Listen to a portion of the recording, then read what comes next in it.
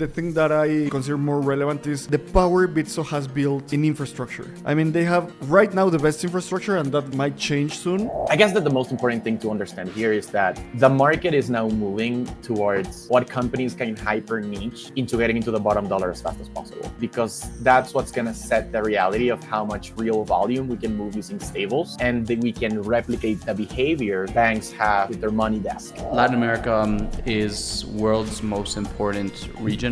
Increasingly so, a lot of other teams are making massive moves here. Infrastructure that powers world as well, where people feel much more comfortable with the infrastructure. I think, again, many apps are a massive distribution channel. Hello, everybody. Welcome to another episode of Frontera, the podcast where we analyze what's happening in crypto in Latin America. And today we have a really special episode because we are in real life. Yo, what's up, man? We have 3 cameras.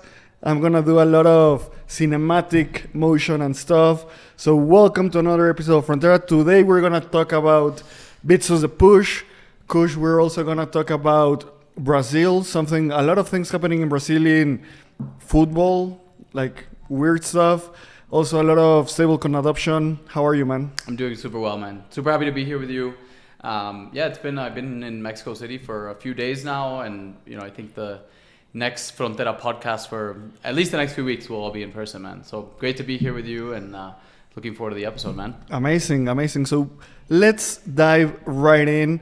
First, I think that the most important news this week is about Bitso's The Push. So what's the news? So Bitso, The Push is a crypto accelerator powered by Bitso, and the main thing is that startups in this program are going to be able to use Bitso's infrastructure. So the winners are selected. It's Hello Lumex from Brazil, Sphere Labs from the US, Blind Pay from Brazil, Kappa Juandi, our friend that was in Frontera a couple of episodes ago, from Mexico, Pago Asap from Canada. That's interesting. XFX from the US, Rocket FX from Mexico, Finbar from Mexico, and this is a really funny translation. A company that actually is in modo sigiloso. That's stealth mode. That's I think a ChatGPT translation of stealth mode, but it's funny. And man, first impressions, what do you think about the selection of Bitso for The Push? I mean, I think all of these are North American companies aside from the Brazilian ones. So I think the interesting insight here is around the types of startups. So if we do a little bit of a deep dive into the different teams, right? So we've got Lumex that seems to be building out sort of API infrastructure for Latin America, right? And I think that's really fascinating, basically allowing people to move money across borders, to be able to cash in and out. We were just talking very recently about the need for sort of a regional capacity to be able to move money in and off of crypto. I think it sort of unlocks a lot of FX opportunities as well. So, and I think generally by us going down the list of the different teams, we'll be able to get a sense for where Bitso's priorities are, particularly Bitso Business, right? So that's Lumex. Then we've got Sphere as well, right? That's building sort of payment railways between the US and emerging markets, right? So again, we're sort of leveraging a lot of the remittance inflows that Bitso generally handles. So again, not surprising that Bitso's thinking a lot about how do we connect the United States with emerging markets and how we move money faster there. We've got Blind Pay as well. That is another stablecoin powered API where you can use PIX and SPAY and PSE. So that is also really fascinating. Kappa, our good friend Juandi, right? So it's basically Juandi's looking to build out a lot of sort of FX engines and think about how do they settle crypto with a very easy, seamless API. We got Pago ASAP, right? That is basically looking to turn every phone into what they call a stablecoin ramp, where you can text money back and forth. So that's really interesting as well. No internet required. This actually is a thesis that reminds me of some, I think generally in Africa, we see a lot of payment rails that don't rely exclusively on internet, whilst internet penetration is very high here in Latin America. Having that as a seamless capacity to send money is fascinating. Another American company, XFX, right? Sort of back-end rails for cross-border value transfers. You've got Rocket FX that's building a neobank for Latin America. This is a Mexican company. This one's actually fusing AI and sort of looking to leverage a lot of AI into how small businesses move money around as well. So, it allows small businesses to have multi-currency accounts, instant cross-border payments. Then we've got Finibar that's turning US Mexico remittances into low fee transfers that uses USDC. So there's something really, really fascinating here. And then this mysterious stealth startup, right? So we don't know anything about this stealth startup, or empresa en modo sigiloso, as Bitso called it. But there's a very clear trend here, right? So give me your take on this. Why does this matter? Why would Bitso choose these types of companies? I think that I see a lot of similar use cases. So I think a couple of these companies are like Bridge, the company that Stripe acquired for Latin America. That's one. So that's basically enabling connection between local fiat currencies and stablecoins. Also, I see a lot of stablecoin infrastructure, of liquidity building. We have this great newsletter of on-chain FX, and there's a lot of companies in that regard. I think that I see a lot of push in infrastructure, and that's interesting. I believe that it's also important to start launching apps, and I think that the only app that I see, or if I understand correctly, the value props of all of these companies is maybe Rocket, but it says it's B2B, but it's a SME neobank. Okay, so their user personas are SMEs, but also it's a neobank. And also Finbar, I think that it's something similar to Felix Pago, but with an proprietary app instead of like the channel of WhatsApp. So it's really interesting, and I think that the best take, or the thing that I consider more relevant, is the power Bitso has built in infrastructure. I mean, they have right now the best infrastructure, and that might change soon. And I'm really excited for this company called XFX. It's something that it's coming soon. They're kind of in stealth mode, but I know the founders. They are some of the most talented people I've met. We'll bring them whenever they go out and they launch a product. So yeah, I think the infrastructure that Bitso has built in Latin America is the best one. Yeah. I think that's what I think is really fascinating. In fact, one of the companies that we have here, Finviat as well, that maybe we could just double click on them. Joker just sent us a bit of an article here. Basically, it's a government-backed company as well, which I think is fascinating. So governments are clearly taking an interest into where crypto can serve people to move money faster. And our thesis is all money everywhere will come on chain and will move. We'll be able to move and allow money movements in a much more seamless way. Not only that, people can sort of not rely on these centralized entities when it comes to, say, yield generation, right? So I was just speaking with someone yesterday, in fact, who's a very dedicated listener of this podcast. So shout out to Alvaro from Bitso, and we were discussing how I essentially have very little fiat parked anywhere, right? So the reason being is, in order for me to do that, I have to have it in some sort of bank account. The bank accounts in Latin America generally will end up lending that money to other people at oftentimes quite high interest rates, right? So it's not uncommon to see 8 to 20% interest rates if you want to take out a loan here in Latin America. And the problem fundamentally becomes that you cannot access that yield as that user. And we have these intermediaries that are capturing a lot of value between sort of peer-to-peer sort of networks that now crypto unlocks, right? So I'm really excited to see this intermediation. The internet just allows us to do that in a really seamless and very smooth way. So excited to do that. Dude, we have a special guest because we recorded an episode with Juan Di from Kappa. I sent it to a couple of people, and the comment was, okay, this guy clearly understands FX. And now Kappa is going to be part of the push. So let's bring Juan Di to stage. Juan Di, man, welcome again to Frontera. We want to hear everything about how was the application process to the push. What do you think of the other startups? There are some on neobanks for SMEs, remittances, on-chain liquidity. You have like a mid-tier, it's not SME, but B2B payments. So I think that there are really interesting verticals in the push. So first of all, tell us, for the people that don't know, a quick recap on what's Kappa, and then how the process was for the application for the push, man. Yeah, sure. So my name is Juan Diego. You can just call me Juani for short. I'm one of the founding team at Kappa. Kappa is less than a minute end user experience from crypto to pesos and pesos to crypto, mostly focused for Latam businesses and multinationals that need to reconcile their balance sheet when they don't have any banking partnerships, FX shops, or they need to settle into US dollars. I guess that overall the push was a pretty straightforward process. You basically have to fill like a pretty standard application form about the product. And then mostly diligence is just heading into DD calls where you explain mostly how companies today leverage Bitso infrastructure and how you can make Bitso infrastructure better at the end of the day. Because I guess that you hear pitches all the time. You guys hear most of the companies where they say that they want to be the next Bitso killer. But I guess the market's moving in a different way. We're seeing that Bitso is becoming a really key infrastructure play. And I think that you mentioned it some minutes ago, Lab, that consumer product or consumer crypto is not their niche or focus anymore. They used to later transition into payments. And then they are now doing the whole infrastructure for that.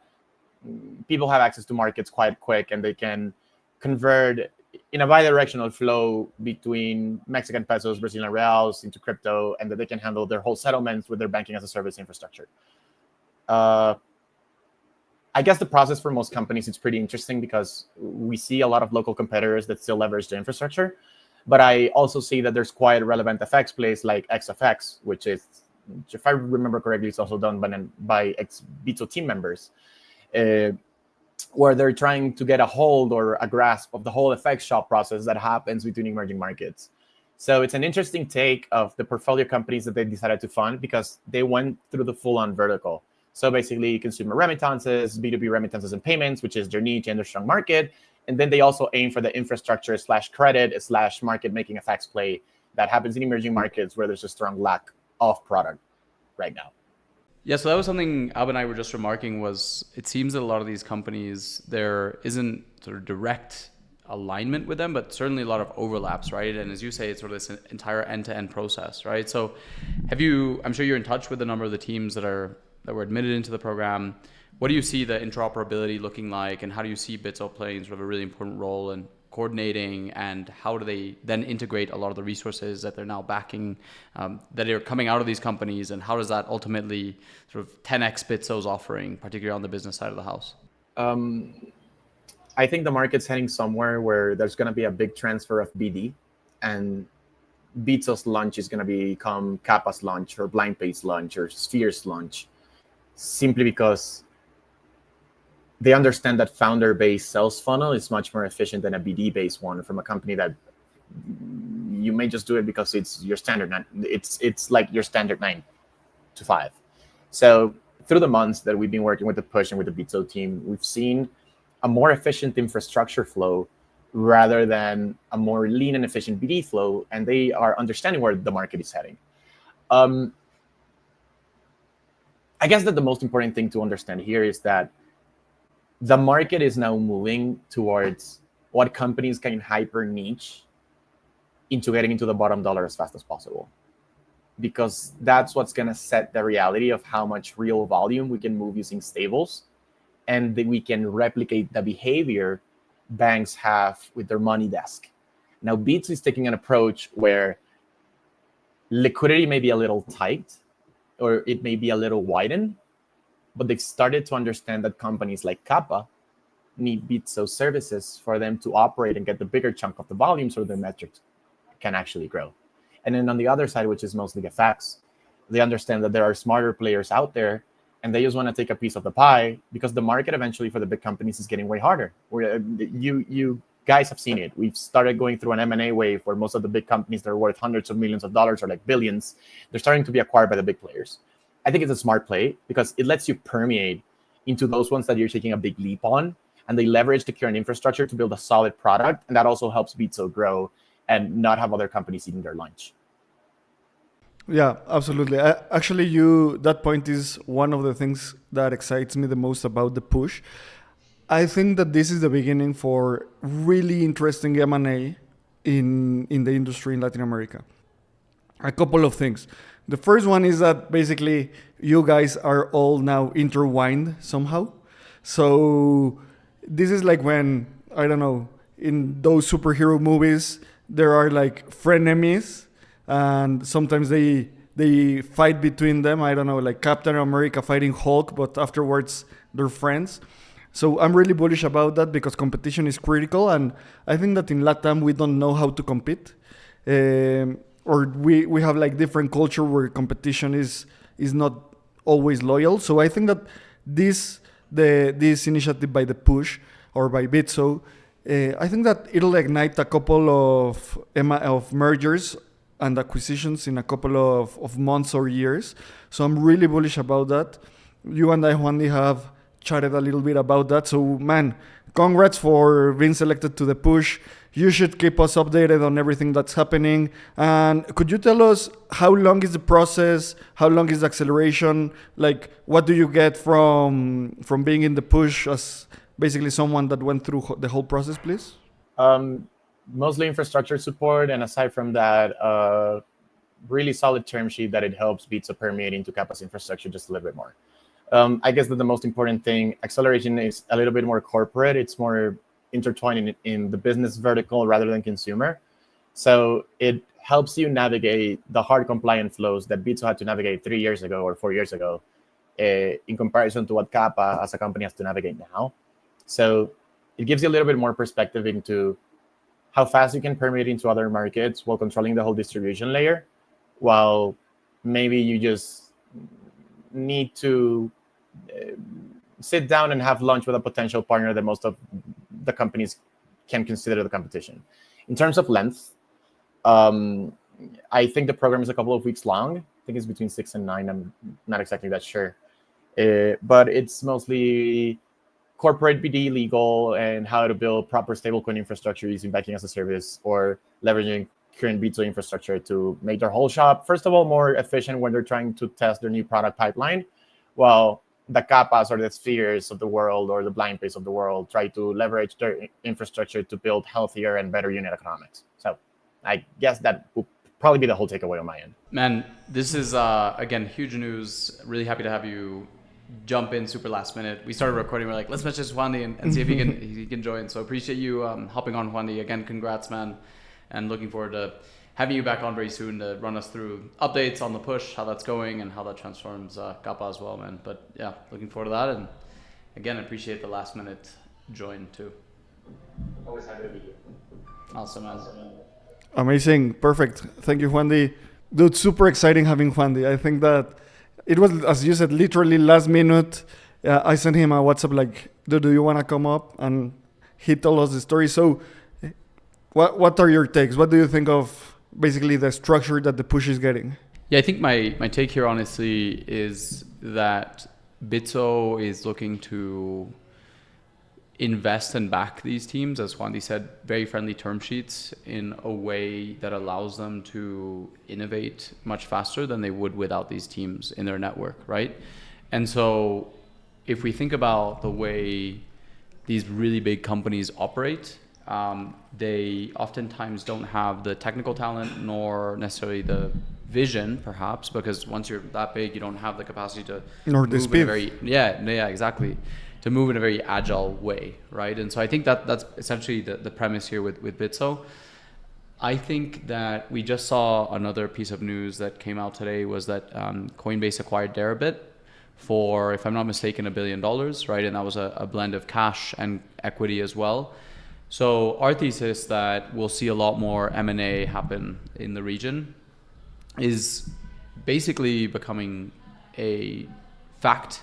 I think this Push program will probably be sort of a step towards that as well, right? So that's my take. And I think, again, what I mentioned is it seems that a lot of these companies, there's sort of overlaps, right? And so Bitso's really what they're betting on is creating this very integrated cross-border infrastructure from the United States all the way down to Brazil, right? And ultimately Argentina, right? In the very end. So it's essentially trying to cover that entire flow of money. And doing so in such a way that they leave no corners untouched, basically. Yeah. What do you think about this? Yeah, absolutely. I think it's the same. And I'm really interested on the thing that I said about how this unfolds into... I think that there are going to happen 3 things. And the three of these things, I think, have high chances of happening. The first one, an acquisition by Bitso of one of these teams. I think that's a scenario. The second one, some merger between these companies that they say, okay, we have like a really solid and a big overlap, so let's just merge. And also I think it's technology, it's business, it's competition. At the end, Bitso is investing in potential competitors. So I see a scenario some years in the future, like before FTX was like a scam. You remember that Binance invested in FTX and then they needed to buy them out because they were basically direct competitors. I think something like that might happen. One of these teams I hope one of these teams becomes a really important player. And if Bits is in the cap table, incentives are not gonna be aligned. So yeah, I'm interested to see what's gonna happen there. Yeah, but I think the interesting thing here with this move, as you say, is it them essentially looking at what could be potential competitors, particularly on the business side of the house, and saying, actually what we're going to do is we're going to take a stake in these teams such that we can have a say in the way they operate and they move, right? And we saw this but I think it kind of works both ways for the teams, right? Because we spoke about this previously when Coinbase invested in Bitso, that sets up this sort of mutually supportive and winning outcome for both teams, whereby Bitso to some extent assures that there isn't this conflict of interest where Coinbase tries to very aggressively come in because they have an upside in Bitso doing really well.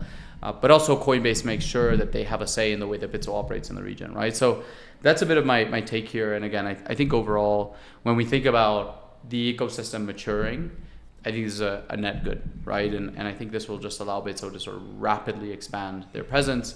I think it validates our thesis that Mexico and Brazil are the two most important regions as well. So that's how I'm seeing this, man. But yeah, so anyways, we got a lot of news still to cover, and I think a number of other exciting updates. So why don't we move on to what's next? Absolutely. A lot of exciting things are going to come out of the push. And moving on to some other relevant news. WorldCoin, this topic thingy, partner with Conmebol for the Copa Sudamericana 2025. If you're from the US, we just said a ton of words that you do not understand. But Conmebol is a South American football association where like the national team of Argentina, Brazil, Uruguay, all of those are affiliated.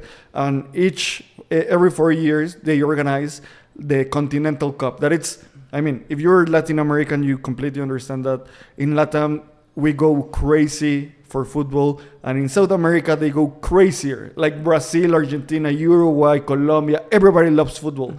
And World is having this partnership with Conmebol, and also this is part of the thesis on how Latam is the most relevant area or region for crypto. And also we are seeing this type of partnerships that are completely directed to retail. So really exciting news. In 2 years, next year is the World Cup in Mexico. So who's going to be the partner there? Is it going to be Coinbase? Is it going to be Binance? Is it going to be Kraken? Is it going to be World? Is it going to be, I don't know, what's MetaMask? I think that one of my bets is that in the World Cup, one of the main sponsors is going to be a crypto company. This is like the initial steps towards that. Yeah, I think that Latin America is world's most important region. It's Bridge's most important region, and increasingly so, a lot of other teams are making massive moves here. So why is this important? I think there's two fronts here that I find fascinating. One, World is picking up a lot of steam. For a very long time, people were very resistant to what was going on with World. But now everything is centered around World mini apps, people scanning their iris. There's a lot clearer understanding around the ZK, zero knowledge infrastructure that powers World as well, where people feel much more comfortable with the infrastructure. I think again, mini apps are a massive distribution channel, right? You all of a sudden have access to millions of users in this very seamless application. Well, actually, we should get the World team to come in and talk to us a little bit about kind of their strategy in the region as well. So that's what's going on, number one.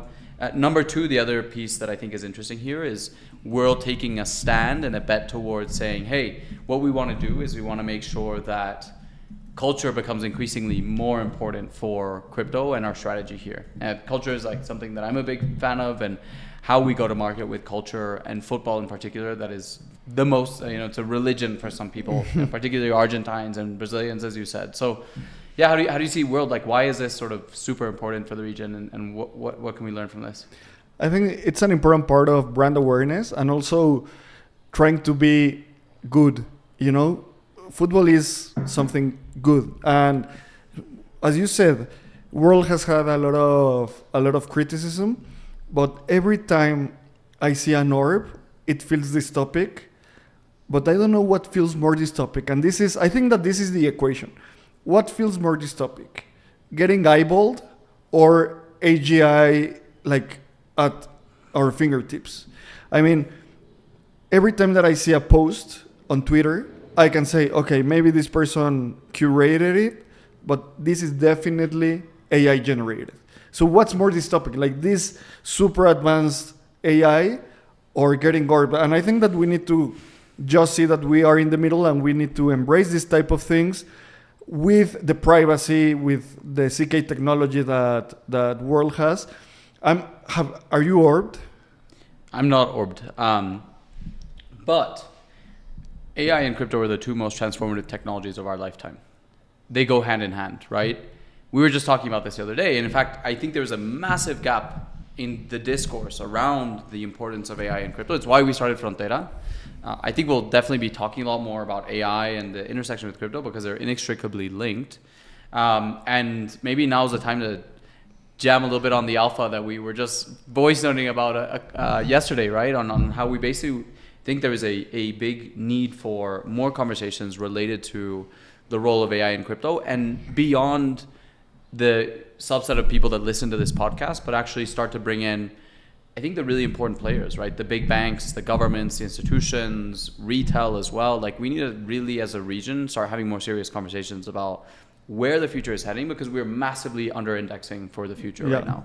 So yeah, we need to have more frontier conversations. Exactly. We'll leave it at that, maybe. Pun intended. Yeah, Perfect. yeah. So let's move really fast on the final news of this week. The news is that Bybit announced a new director in Brazil, and also they had a partnership with a music festival in Brazil also. So, dude, the thesis, I think that we should, actually, now that you're in Mexico, we should write the Frontera thesis. And part of that is the convergence between frontier technologies, AI and crypto, most of it, the relevance of retail, because there's a lot of global infrastructure that will be locally executed on apps via retail in Latam, and this part of culture. I mean, Bybit investing in a music festival, it's a really proves that thesis. Totally. Yeah, 100%, man. Like, this is super exciting. The fact that in the same headline article says Bybit is expanding massively into Brazil, just hired a new sort of expansion manager. And by the way, they're also partnering with a music festival. That says so much to me, right? It really means that, and again, it's like frontier futures aren't just about... And it's Tomorrowland. Yeah, so exactly. It's a huge festival. It's nothing, it's huge. Not like a random festival. Yeah, no, this is massive. And so essentially the premise here is that for the adoption of frontier technologies, whether that is AI or crypto or whatever, we're essentially seeing that whether that's football or music, this is going to be the best way to propagate these technologies, basically, right? Because people want to be, this is what people are drawn towards, and this is what people are very excited by. So I'm super excited and looking forward to just keeping up to date on Bybit's moves in Brazil. Yeah. And the final news, Wormhole is partnering with Mercado Bitcoin to scale $200 million in tokenized assets in the platform, like globally. Mercado Bitcoin is a really interesting player. They've gone to real world assets. Wormhole, I think that it started like a bridge, but basically in this strategy or with this announcement, they say that part of their bridging strategy is between tokenized assets and real world assets. As simple as that. Excited to hear more about. I think that we need to dive deeper in Brazil. We have a couple of episodes lined up towards that. And man, final news or final analysis. What are your takes on it, Cinco de Mayo? You were there, I was there, I gave a keynote. I think that you participated in different parts. What do you think about this hackathon that happened last week? Yeah, so Cinco de Mayo was a build-a-thon and a conference that brought together a lot of people across Latin America, actually. I mean, I know people came from Argentina, they came from Colombia. And what I really like about Cinco de Mayo is it's a very grassroots movement. There were lots of different players. ZK Sync was there, Mantle was there, Scroll was there, a number of Bitso was there, right? And I think they had over $65,000 in prizes. From what I heard, it was 95% of the hackers that were present there. They brought in hundreds of hackers. 95% of them this was their first hackathon, right? I think you asked a question, right, to the audience around, how many of you have participated in crypto? So it was a very big onboarding event. I think it's important to have these moments where people come in and they start learning a little bit more about the ecosystem and so on and so forth. So congrats to the Cinco de Mayo team. It was a really, really fun event. The Guava Global team as well, that was a part of it too. We had a little party as well called Proof of Fiesta, which was really fun as well. And again, it sort of compounds and reiterates the thesis that culture is important, right? And we need to have more gatherings. We need to get closer together in order to accelerate frontier technologies, right? So you gave a keynote talk there. Let's give us the kind of quick TLDR of what that was about and key insights. What were your takeaways from the conference? Yeah, my key insights. I participated in a panel about building in Web3. It was just really interesting to see people. This was a crypto conference, as you said, an onboarding event. People were taking notes.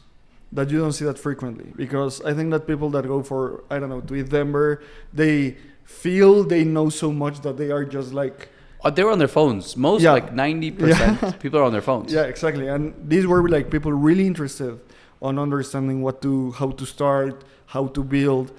So I think that this is really important to understand where are these type of hackers. I don't think that the people in Cinco de Mayo, the most of the participants, were like qualified leads in the DevRel community. I mean, they are just starting. I don't think that we're gonna see a lot of a team coming out of Cinco de Mayo. It's not something like the Base Build-a-thon or not something like the ETH Global events. And that again proves the need to have maybe events that address more middle of the funnel and bottom of the funnel in the developer ecosystem. And it's a great initiative, and it's important to keep doing these things. And also for the global community, I think it's important to understand what are you getting for your money when you invest in this type of events. Most of it is gonna be brand awareness, to be completely honest.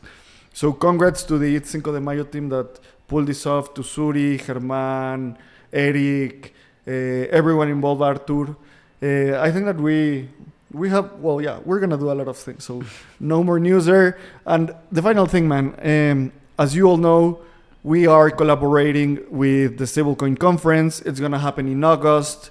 We have the first visual of Frontera and the Stablecoin Conference. You can have Frontera 10 and you'll have a discount code. Remember, we're gonna be there. You're gonna moderate a panel. I think that I'll moderate a panel. We're gonna do a party afterwards. So if you wanna be in the party, contact us. Go to Odisea's Telegram group, because we're gonna have all the information there. Yeah, this is really exciting. And one thing I do want to just double click on before diving into the stablecoin conference, which we're super excited to be partnering with Bitso on, is the following. I think that we talked about the push. We started off with the push, which was about as low in the funnel as you can get, right? It's one of the biggest crypto companies in Latin America, investing in some of the most advanced teams in the region. And top quality. And no, bottom of quality. the funnel and top quality. Exactly. And then on the other extreme, we have this first conference, first time ever learning about what University ZK is. students. Exactly.